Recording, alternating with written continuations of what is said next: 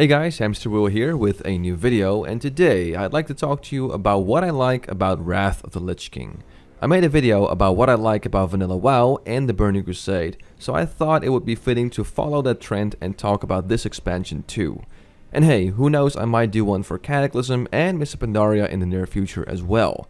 For now though, let's talk about the Wrath of the Lich King era.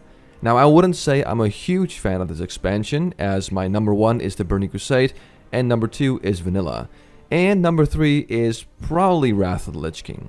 So definitely not my favorite, but there are absolutely some features in this expansion that I did like a lot. Oh, and just as a disclaimer, just because I like these features doesn't mean I want them in Classic or anything like that, just so I can rule that out. Anyway, without further ado, let's talk about what I like about the Wrath of the Lich King. So the first thing I want to talk about is spell power. In the Wrath of the Lich King expansion, Blizzard decided to no longer differentiate between spell damage and spell healing. Whereas before you had items with damage and healing, or items with just healing on them in vanilla, and items with damage and healing, or healing items with a third of that healing being damage in a later patch in the Burning Crusade. And in the Burning Crusade they decided to do that, so at least with full healing gear you'll be able to do some damage with your current spec and main gear. In Wrath of the Lich King, however, they decided to get rid of that concept and just have one source of spell damage and healing, called spell power. So whether you were a healer or a damage dealer, it didn't matter. All caster gear had spell power, which, as someone who used to play a healer a lot in Retail Vanilla and a fair bit on private servers, I thought was a really nice change. Back in Retail Vanilla, I always struggled to find both good healing gear and find a damage set alongside my healing gear for when I'm out in the world doing solo stuff. So I did like the fact that in Wrath of the Lich King they had spell power, and healing items were obviously not as good as damage items, since healing items usually had more MP5, more spirit, and damage items had things like spell hit and such. But it did mean that you could go from being an elemental shaman to a resto shaman even if you only had elemental gear, which is exactly what I did on Warmane's Wrath of the Lich King private server, where I did dungeons as a restoration shaman but with nothing but elemental gear, as I didn't really have anything else, and I did just fine. Partially because of all my items having spell power, rather than giving me the old system where I would only have damage and healing gear, and thus severely gimping me in the amount of healing I would be able to do. I thought this was a really cool change, and it was a nice balance between gear being able to fulfill multiple roles, adding that extra layer of flexibility, and there still being some differences in stats that you ideally want to end up with maybe 1 or 2 extra sets of gear. Next up, I want to talk about the more complex rotations. Listen, I was a huge fan of raiding in Vanilla and in the Burning Crusade, especially the Burning Crusade, because raiding as a boomkin or elemental shaman while being a solid asset to your group was something that still kinda gets to me to this day. But while that and the raids themselves were fun, the rotation of many classes were admittedly very simple and boring. Balance Druids pretty much only used Starfire, Insect Swarm, and maybe Fairy Fire. Fire Mages spammed Fireballs and threw out a Scorch once every 50 seconds or so. Destro Warlocks did nothing but apply a curse, spam Shadow Bolts, and life tap occasionally. And Elemental Shamans, in long fights at least, did nothing but drop totems and spam Lightning Bolt. And this was also one of my main complaints about Elemental Shamans in the Burning Crusade. My old level 70 Tarn Shaman was probably my main character there on that private server, and I did numerous Karazhan and Gruul's Lair raids. And let me tell ya, spamming nothing but Lightning Bolt and maybe sneaking in a Chain Lightning here and there in a boss fight gets boring pretty darn fast. So, when I first played Wrath of the Lich King on a private server, I had much more fun with the rotations of the classes that I played. While Elemental Shaman still had a fairly simple rotation, at least now you have Flame Shock to keep track of, you got Lava Burst, which was awesome, Chain Lightning is now more viable to use, and for AoE you got Thunderstorm and your Fire Nova from your totem. And well, one of the most fun rotations for me at least was the Balance Druid. Like my old Elemental Shaman, I also had a pretty decked out Druid on that Burning Crusade private server that I raided with multiple times. And while seeing nasty Starfire crits sure was fun, I always thought it was a shame that you barely ever used any other offensive spells. Moonfire was often considered to be too mana expensive for long fights, as well as Wrath. I only ever used Wrath for maybe the Curator in Karazhan, and that's it. So when I discovered that their rotations switched back and forth between Starfire and Wrath, I couldn't be happier. Not to mention that both the Lunar Eclipse and Solar Eclipse gave massive buffs to these two spells. I enjoyed it so much that I had a nice little boomy on the old Gamer District private server, as well as this current boomy on Warmain's Wrath Lich King server. And of course there are tons and tons of other rotations that became much more fun and interesting in the Wrath Lich King era, like the Destruction Warlock, the Arcane and Fire Mage, and so on.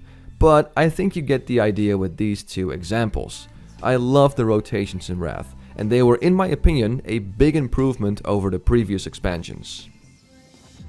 Another thing I gotta talk about are these reputation tabards, which I thought were a really cool idea. You basically equip a tabard from a certain faction, and while doing level 80 normal or heroic dungeons, you get bonus reputation from that specific faction. And being able to farm reputation while doing any dungeon you want, as long as it's level 80 normal or heroic, is in my opinion a really cool idea. I mean, if you compare it to the Burning Crusade, you got reputation for a certain faction depending on the dungeon you were doing. The Burning Crusade knew a total of 16 dungeons, which was pretty nice. But if you wanted to farm reputation with the Cenarian Expedition, for instance, because they had an epic you really wanted, well, in terms of dungeons, you were limited to just 3.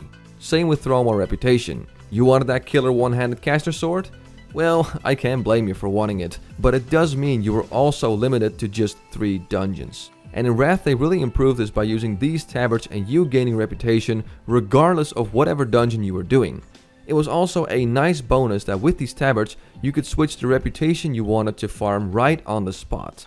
So let's say I wanted to get revered with the Kirin Tor and not any higher, and I get revered about halfway through the dungeon. These tabards then allow me to switch to another faction rather than doing the other half of the dungeon and gaining reputation with a faction that I don't need any more reputation with. So yeah, I thought this was a really cool feature added in the Wrath of the Lich King era. Speaking of dungeons, I gotta talk about those as well. Not really the difficulty, because the difficulty was in my opinion way too low, especially on a server where they already progressed through all the content and everyone is wearing full epic gear and they have 5k plus gear score. I mean, at that point it becomes a complete face roll with next to no challenge. What I mean is the dungeons themselves. I thought many of them had really cool designs and looked amazing. If you played Warcraft 3 before World of Warcraft and you remember having to go to Stratholme and purge it, I guarantee that doing the Culling of Stratholme dungeon in the Wrath of the Lich King era must have been an absolute treat. At least that's what it was for me. Doing the same thing, but now instead of controlling an army, you are one hero going through the city, helping Arthas purge it and eventually facing Mal'Ganis. I thought it was one of the coolest things ever. And here's an unpopular opinion that I'm just gonna throw out there. I loved Oculus. Yes, I know, Oculus. I know many people that hate this dungeon and I just disagree. I thought it was really cool to have a balance between killing mobs yourself and having a drake you use to fly to different platforms and use that drake to defeat the last boss. I thought it was pretty damn sweet. Now there's many more dungeons I can talk about, and yes, not all were that great. I mean, the Violet Hold is one that takes place in just one big chamber, and half the time you're just sitting there scratching your ass while waiting for a few asses to spawn. But I thought most of the dungeons were a pretty cool experience. Next up, we gotta mention Glyphs briefly. Now with the introduction of the new profession Inscription, we also got a brand new system called Glyphs. These could be added to your current spec to boost certain abilities depending on what you wanted and whether you were PvP or PvE oriented. They basically added another layer of character progression as you unlocked more slots the higher level you were. And some were pretty cool, like the Glyph of Thunderstorm, which increased the mana you get back, but it didn't knock back targets anymore. And while for PvP that's not exactly great, it was great for PvE, for instance, where you now got to do big amounts of AoE damage without knocking the trash mobs all over the place. Or the Glyph of Totem of Wrath, which gave you an extra buff after deploying your Totem of Wrath, granting you 30% of the totem's bonus spell power for 5 minutes. What about Glyph of Starfire, pushing back the Moonfire dot, allowing you to spend more time spamming Starfire rather than reapplying Moonfire more often, and the list just goes on and on. Basically, I like this extra layer of flexibility and character progression, and to me it was a welcome sight in the Wrath of the Lich King expansion. Alright, moving on to the Lich King. Yes, I know the main villain of this expansion was a bit of a dead giveaway, so in terms of the surprise factor, there wasn't really any. But what I really liked was the build-up of the expansion. Yes, you knew that you would eventually fight the Lich King, but it was the road you had to travel before you could fight him that I thought was pretty epic. From appearances in dungeons, to fighting Kel'Thuzad and Naxxramas, to the trial of the Crusader. And I know some people really didn't like that raid, but I thought it was one of the coolest things ever. I mean, it makes sense that for such a huge and important task, they don't want to just send some random guys in there. They want to know that whoever wants to face the Lich King is worthy enough of doing so, and having a trial where you have to defeat some pretty epic bosses was a really cool idea in my opinion. And of course with that raid, the Lich King eventually shows up as well, destroys the floor, and you plummet down towards the depths where you have to fight a new Barak.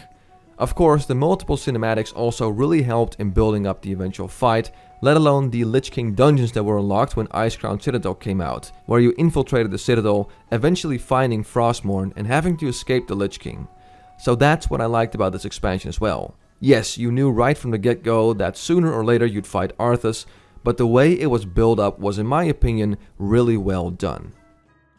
And if we're going to talk about amazing raids, we have to mention Ulduar. This is a raid many consider to be one of the best raids Blizzard has ever made, and I definitely support that notion. It all starts with a giant offensive on the grounds to Ulduar, where you have to use vehicles to destroy buildings, towers, and hordes of troops, and you having to eventually fight a giant siege engine as a boss.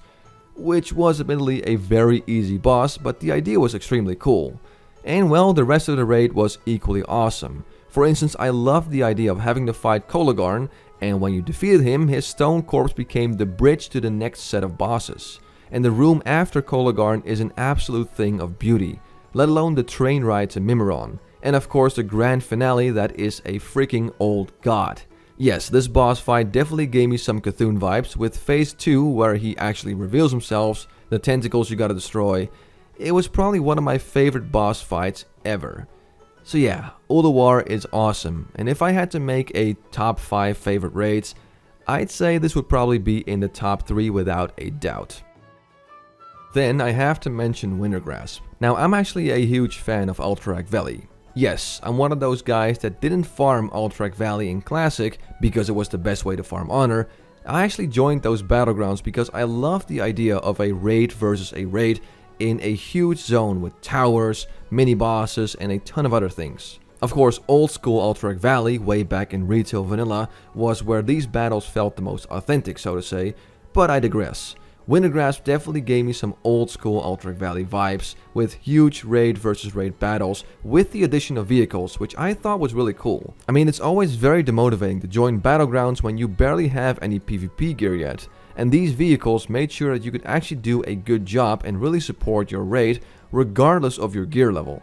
And these huge assaults on a fortress, or defending the fortress from attacks depending on who controlled the fortress at that time, was always a joy to experience. Not to mention the extra incentive of a bonus raid that you can do when your faction controls the fortress, which is a quick and easy way of getting some bonus gear. Sure, the chance of very useful upgrades was small, but it was a quick and fun raid that gave you an extra opportunity to snag some extra gear once per week. So yeah, Wintergrasp in my humble opinion was awesome, so I just had to mention it here. And well, last but not least, we gotta talk about dual talent specialization. I know this got brought up in the discussion of quality of life changes in Classic, and for a good reason. A lot of people really like this feature in WoW. I mean, even in today's WoW, you still have that system in place, but instead of it being dual, you're able to change into whatever spec you want on the spot, rather than switching between just two. But the idea is still kind of the same. And well, in Wrath of the Lich King, it definitely made more sense. Dungeoneering became a lot quicker and more streamlined, and being able to switch in and out of a certain spec meant that you could queue up as multiple roles, depending on your class of course, which ultimately meant that for a lot of classes you'd be able to get into a dungeon a lot quicker.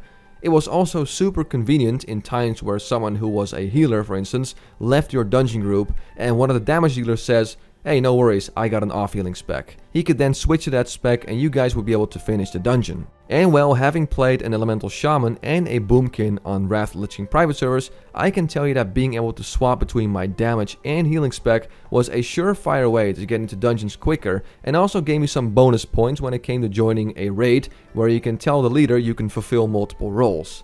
So yeah, I love this feature and it really fit the quicker pace of dungeoneering and raiding that the Wrath of the Lich King expansion had.